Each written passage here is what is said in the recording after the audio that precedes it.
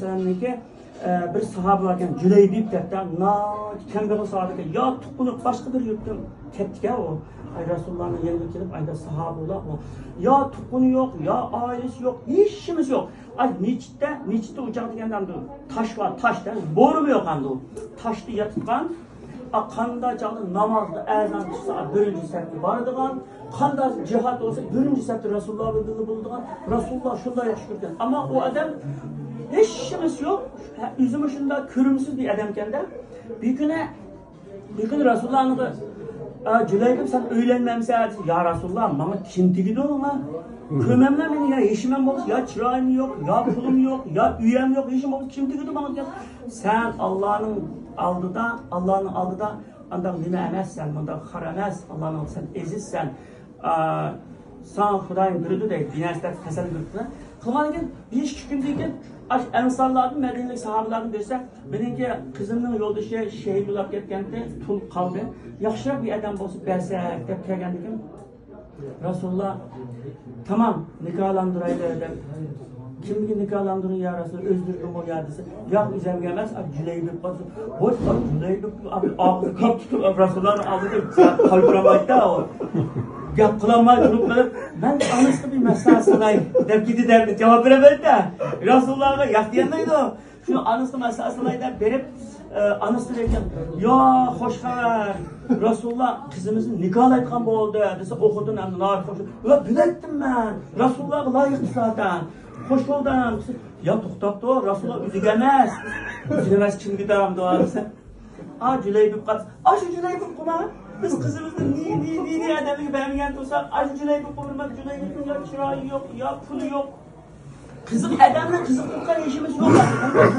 Bunu kadar vermeye adet olsa o kız işçide anlamak siz ne mi diyorsunuz? Onu hemen anladım ben. Dada siz verin.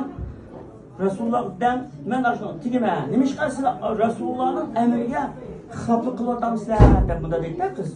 Adadaki atanız ağız yumurtluk adam. Resulullah'ın emriye xilaflık kılamız, karşılık kılamız diyen kaldı. Şununla o barıdı.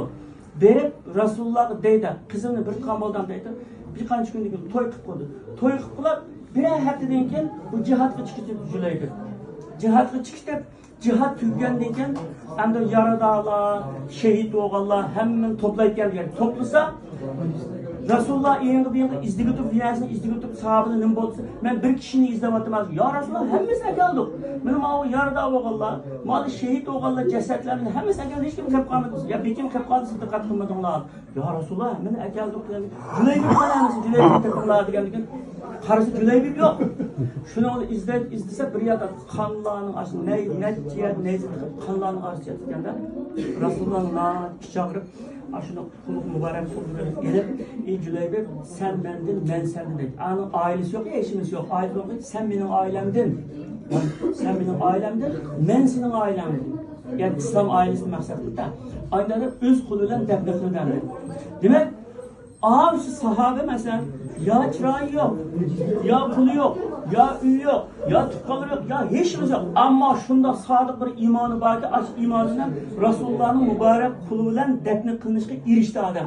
Pulun malına erişti olmaz mı? Bir milyoner adam bile kalsa Resulullah'a gelip ben bu yüzden büyük defne kılayım demeydi o. Mesela narayı belki aklıoyluk şunda ne bir adam buna kesin mi? Anda ketmeyden. Lakin anı yüzü kuluyla gelip yüzü aşı defne kıl aydaklıklar. O Allah'ın dergahı demem de Cüleybib sen Allah'ın dergahı ehzan emezse der. Bazalı kasat ya Resulullah dikkat digende. Siz öğlendirip koymanız andatı bazalı kasat ya Resulullah bana hiç kim tekmeydi ise Allah'ın aldığı ezizsen der ayda digence. Şunda mı Allah'ın ve Resulullah'ın dergahı da nezdide şunda eziz olup gidiyor.